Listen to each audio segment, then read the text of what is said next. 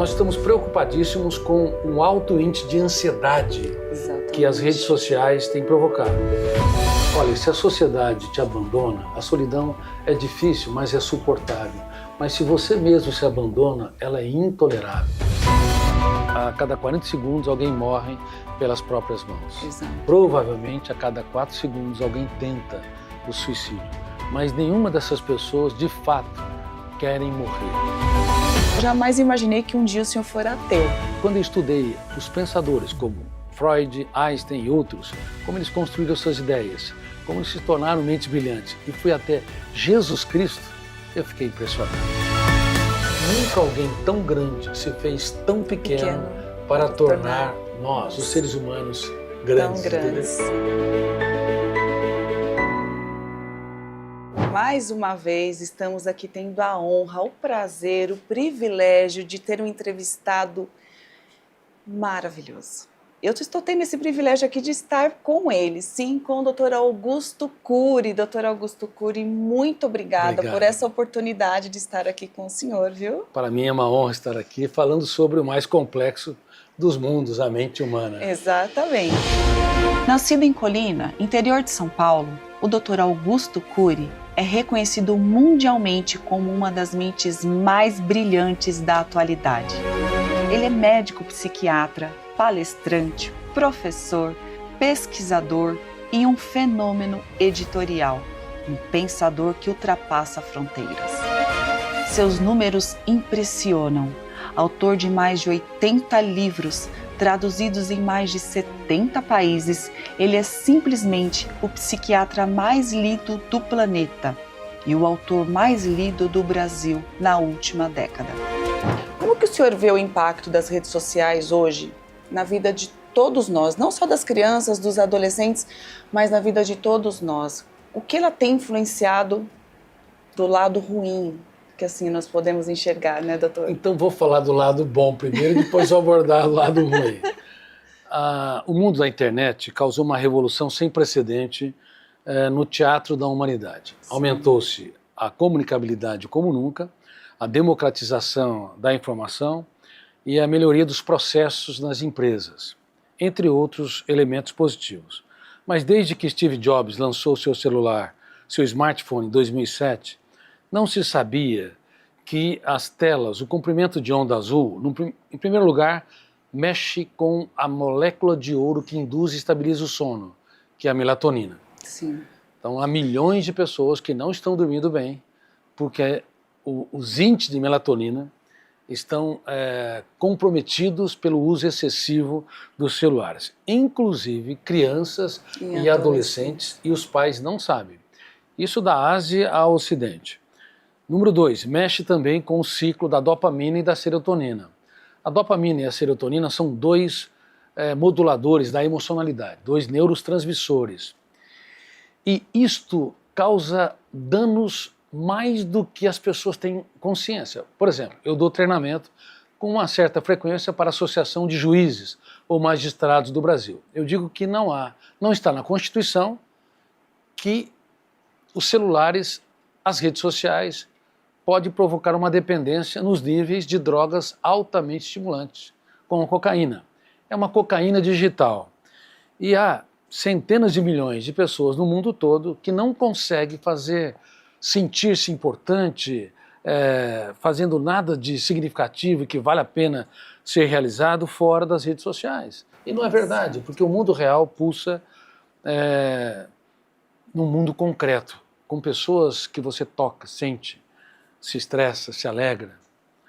Agora, além disso, nós estamos preocupadíssimos com o alto índice de ansiedade que as redes sociais têm provocado. Eu vou te fazer uma pergunta aqui. Você está me entrevistando, eu vou te entrevistar um pouquinho. Vamos lá. Eu sou pesquisador, então é minha função. O que mais provoca tribos que se digladiam? O futebol ou o basquete? No Brasil é o futebol. No mundo todo é o futebol. Porque o futebol é um momento mágico, onde um gol ele pode mudar tudo, mesmo que o time não jogou muito bem. Então, isso gera aquele volume de emoção, gera uma intensificação da doação, do envolvimento. O basquete, como tem muitos pontos, o vôlei, como tem muitos pontos, Verdade. o tênis também. Então há um fenômeno que eu também tive o privilégio de descobrir, de escrever, chamado psicoadaptação. Você perde a capacidade de se encantar, de se envolver emocionalmente pela frequente exposição aos mesmos estímulos. Então por isso que basquete, tênis, vôlei, não geram tribos que se digladiam. Agora, eu quero usar esse exemplo como uma metáfora para entender o mundo dos shorts nas redes sociais. Como é tudo rápido e curto, e como se vende uma felicidade artificial e um sucesso irreal, o volume de tensão é alto. Sim. De emocionalidade é alto, de procura é alto, de ansiedade é alto. Isso tudo acaba levando a uma dependência atroz, devido à quantidade e à intensidade da emoção provocada pelas mensagens curtas, pelas mensagens rápidas e artificiais. E isso causou um acidente psicológico no mundo todo. Infelizmente, eu tenho sido uma das vozes solitárias em mais de 70 países denunciando gravemente esses problemas. Criador da teoria da inteligência multifocal, Cury estuda há mais de 30 anos os bastidores do pensamento, das emoções e da consciência humana. E foi com esse olhar profundo que nasceu a Escola da Inteligência, o maior programa de educação socioemocional do mundo, com mais de 400 mil alunos. É dele também o projeto gratuito Você é Insubstituível, uma iniciativa de prevenção ao suicídio que leva acolhimento emocional a quem precisa. E essa busca incessante, né, dos jovens e dos adolescentes pela perfeição imediatista, né? Quando eles não alcançam, eu ouvi muito o senhor falando sobre isso, esse tema em palestras, né? Quando os jovens não alcançam esse sucesso imediato, né, nas redes sociais, e aí com isso houve o aumento dos suicídios dos adolescentes e dos jovens. Isso é um número que a gente precisa se preocupar muito, né, doutor? Você tem toda a razão, toda a razão. E esse é um problema que se tornou uma epidemia. A cada 40 segundos alguém morre pelas próprias mãos. Exato. Provavelmente a cada 4 segundos alguém tenta o suicídio. Mas nenhuma dessas pessoas de fato querem morrer. Elas querem matar a dor, a angústia, o autoabandono e nunca a vida. Olha, se a sociedade te abandona, a solidão é difícil, mas é suportável. Mas se você mesmo se abandona, ela é intolerável. E infelizmente, as pessoas que estão intoxicadas digitalmente, elas se abandonam. Exato. A solidão do autoabandono é cruel. É a pior. É pior. E eu tenho falado para as pessoas, namorem a vida, vejam um charme nos defeitos das pessoas com quem você convive. Por exemplo, casais que prometem, eu prometo que na saúde e na doença, conhece? Isso. Na alegria e na tristeza, na miséria e na fortuna, por todos os dias da minha vida eu minto que te amarei. Oh, meu Porque quem ama em todos os momentos, na alegria e na tristeza, você ama na alegria, Exato. também na tristeza. Quando a tristeza ou o estresse é intenso, demais. você não tem capacidade de gestão da emoção. Claro que as intenções são boas, mas o inferno emocional está cheio de pessoas bem intencionadas. Verdade. Então, eu costumo dizer o seguinte, veja um charme no defeito dela, ou ela tem que ver um charme no defeito dele. Por exemplo, você, querida, você é admiravelmente ansiosa. Ou ela para ele, você é fascinantemente impulsivo. A vida fica mais leve Mais gostoso. quando nós paramos de cobrar demais aquilo que os outros não podem dar. Ela fica mais leve quando nós paramos com a necessidade neurótica de querer domar o cérebro. O cérebro é indomável. A mente humana é indomável. Você pode aprisionar um ser humano num presídio de segurança máxima, mas a mente vai ser sempre livre. O ser humano está condenado a ser livre. Por isso que a liberdade de expressão ela é muito importante em todo o teatro social, porque você simplesmente não consegue interromper a construção de pensamentos. Exato. Só que tem uma coisa, a mente mente.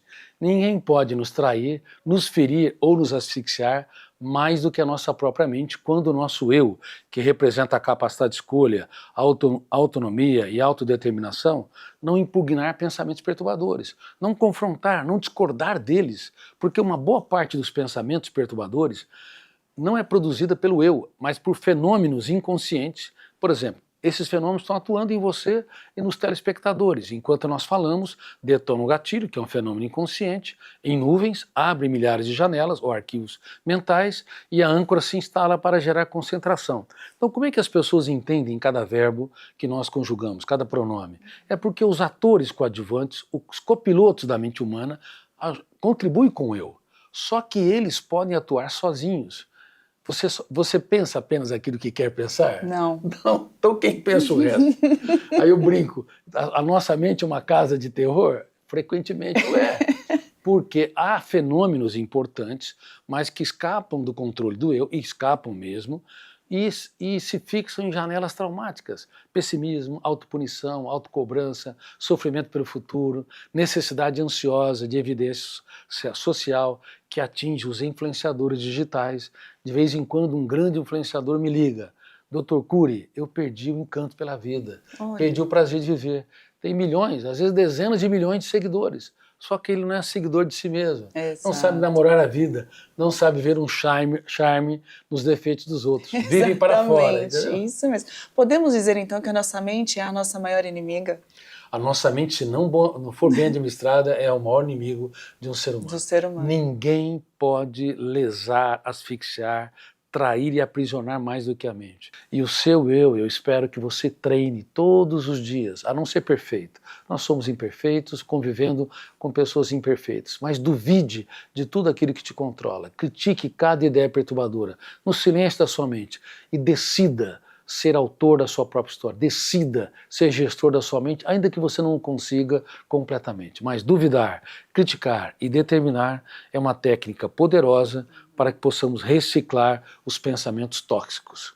Perfeito, doutor. É maravilhoso. Cada vez que eu escuto o senhor, eu fico encantada. Obrigado. É maravilhoso. Queria saber rapidamente, doutor, foram 70 livros escritos. Eu sei que são muitos, com certeza alguns, você nem se recorda muito bem assim de alguns momentos, mas existe algum deles em que o senhor teve que se concentrar demais e fugir um pouco daquele momento que você acreditou que pudesse ter acontecido e que foi mais trabalhoso para você chegar no final naquilo que o senhor tinha projetado? Olha, eu escrevi um livro que publiquei há pouco tempo, se chama Me Chamo Milagre. Me Chamo Milagre. É a história de uma menina que é sequestrada pelo tráfico internacional. Nossa. E a rainha do tráfico, do crime organizado, a sequestra e durante o sequestro, essa criança é tão espontânea, tão doce, tão divertida, que o sentimento de mãe invade e supera a psicopatia, a sociopatia dela. E ela quer protegê-la de todas as maneiras. E quando ela vai ser pega pela Interpol, pela Europol, ela deposita essa criança na fuga num porão, esperando que um dia ela pudesse resgatá-la. E quem mora nesse porão um paciente esquizofrênico, mas que foi um ator de circo e que foi abandonado pela vida. E ele era super divertido. E agora ele é assombrado pelos fantasmas da mente, delírios, que são ideias desconexas, e alucinações, que são imagens que fogem aos parâmetros da realidade. Sim. Mas, ao mesmo tempo, ele é um ser humano muito inteligente em meio aos seus delírios e alucinações. E ele vai educar essa criança. Então, uma menina super divertida, super inteligente, educada por um paciente que tem esquizofrenia, que é super inteligente, super intuitivo e que de vez em quando sai fora da realidade. Incrível. Duas pessoas improváveis. Sim. Nesse livro, Me Chamo Milagre. Gostaria que você tivesse acesso a ele e vai se tornar um seriado, entendeu? Nossa, um seriado que vai para mais de 100 países e nós estamos em fase de roteiro. E além disso, o futuro da humanidade também está sendo preparado para longa-metragem. O Petrus Logos, que é, entre aspas, um Harry Potter inteligente, também está sendo preparado para ser longa-metragem.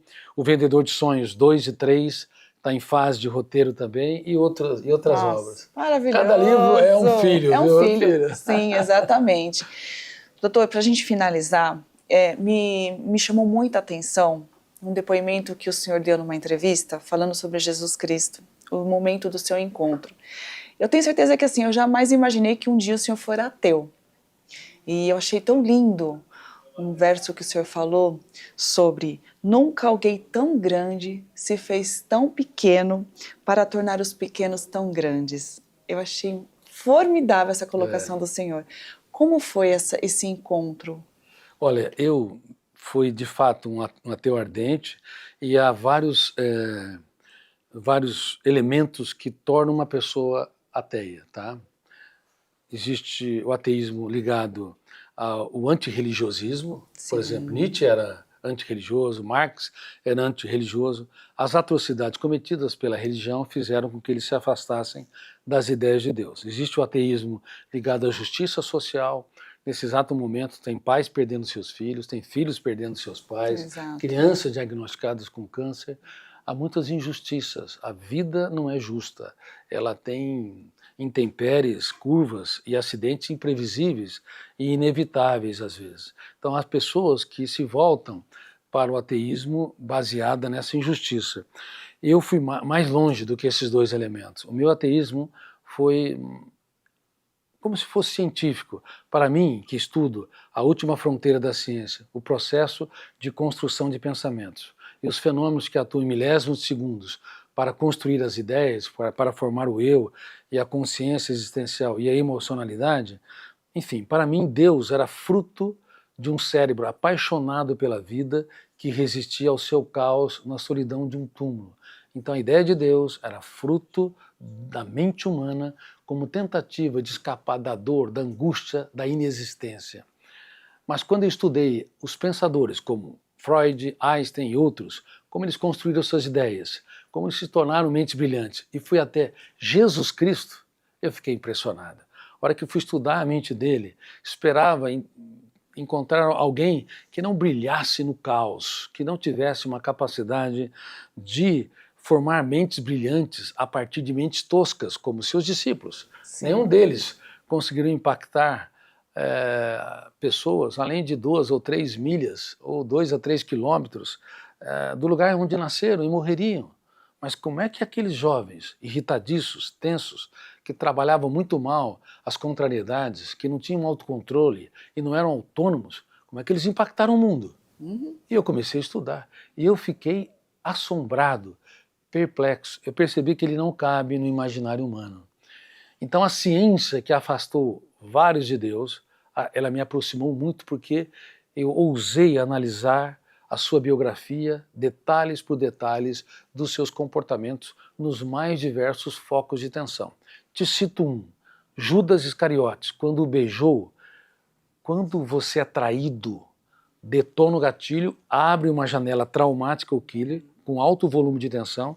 Aí um terceiro fenômeno, a âncora da memória se instala, gerando hiperfoco. Naquele momento onde há hiperfoco, você fecha o circuito do inconsciente e da memória, você não tem acesso a milhares de arquivos com milhões de dados, e no momento onde há hiperfoco, pais elevam o tom de voz, casais se digladiam, professores se debatem, guerras são deflagradas, preconceitos são produzidos, radicalismos são gerados. E quando você é traído, gera também um hiperfoco e uma reação agressiva, intempestiva. Não é possível raciocinar num foco de tensão. Mas para espanto da psiquiatria e da psicologia, bem como da sociologia, o mestre dos mestres. Eu não defendo uma religião. Deixei de ser ateu, mas não defendo uma religião. Cristão. Eu sou um cristão sem fronteiras e tenho respeito por todas as religiões e sou lido por pessoas de todas as religiões e não apenas nas universidades. Agora, veja bem, quando Judas o beijou, qual que foi a reação do homem que para mim se tornou o mais inteligente da história aos meus olhos? Ele olhou para Judas e o exaltou. Exato. Você não exalta quem te tortura, quem te fere. Ele chamou de amigo, indicando que ele não tinha medo de ser traído, ele tinha medo de perder um amigo. E ele usou uma pergunta para que o próprio Judas Iscariotes encontrasse uma resposta. Amigo, por que você está aqui? Ele levou o método do questionamento, o método das perguntas, o método até de René Descartes, a dúvida metódica, a um nível que Sócrates e os grandes pensadores jamais imaginaram. Ele exaltou quem erra e levou quem erra a pensar criticamente. Quase Judas se torna um grande pensador, que era o objetivo do seu professor. Mas, infelizmente, ele entrou numa janela killer traumática, duplo P, e se autopuniu. Então, nunca alguém tão grande se fez tão pequeno para tornar nós, os seres humanos, grandes. Tão grandes. É maravilhoso, eu achei formidável. Essa frase ficou para mim, eu guardo ela agora eternamente. Eu achei incrível, maravilhosa. Doutor, vamos finalizar. Eu tô com um amigo, um depoimento de um ator, que ele acabou de gravar pra gente, do ator Daniel Sati, onde ele está interpretando uma obra do senhor, O Homem Mais Inteligente da História. Tá? É uma adaptação de um romance... Para o teatro, né? Para o teatro. Dani, doutor Augusto Cury, que prazer estar aqui com vocês, que privilégio poder dar esse depoimento. Olha, eu posso dizer que ter interpretado, aliás, estar interpretando o personagem Marco Polo, que é o alter ego do Augusto, é um grande presente, porque esse meu amigo nos deu uma obra que nos transforma, que nos melhora enquanto pessoa. E eu, Daniel Sati, sou muito feliz e orgulhoso de fazer esse trabalho, de poder interpretar o Marco, que é esse neurocientista conhecedor com desafios pessoais que, por meio dessa pesquisa ao longo de 15 anos, ele consegue se melhorar, se transformar, que eu acho que é o maior desafio de todos nós, né? O porquê veio, se identificar e conseguir se melhorar, né? Se transformar. Então, quero deixar aqui o meu abraço, o meu carinho, o meu afeto por todos vocês e agradecer novamente esse privilégio de, enquanto ator, eu poder fazer coisas que me enobrecem e que me deixam feliz, com a alma em dia. Gratidão e um grande beijo para vocês. Daniel Sati, você me emocionou, você interpreta o meu alter ego mesmo, o meu espelho, que é o Marco Polo, que eu apareço em alguns livros, inclusive livros que também estão sendo versados para o teatro. Temos 4 peças teatrais em cartaz com 4 livros diferentes. Um deles é O Homem Mais Inteligente da História, O Vendedor de Sonhos, Nunca Desista dos Seus Sonhos e O Futuro da Humanidade. Nossa. E, bom, eu fico muito feliz. Obrigado pelas suas belíssimas palavras. De fato, o homem mais inteligente da história tocou-me profundamente e mostra essa mudança. Como eu estudei a mente de Jesus Cristo e percebi que ele não cabe no imaginário humano. Eu acredito que grandes ateus, se tivessem a oportunidade de estudá-lo também desarmadamente, como eu fiz sobre os ângulos da ciência, ângulos da psiquiatria, psicologia, e até mesmo sobre os ângulos da filosofia, muitos deles talvez não teriam uma religião, mas deixariam de ser ateus. Exatamente. Doutor, tenho nem que te dizer muito obrigada por mais um pouco de conhecimento que o senhor me passou aqui agora. Obrigado, querida. É sempre muito, muito rico estar com o senhor, poder participar de uma palestra, poder assistir um vídeo seu, é sempre muito enriquecedor, viu?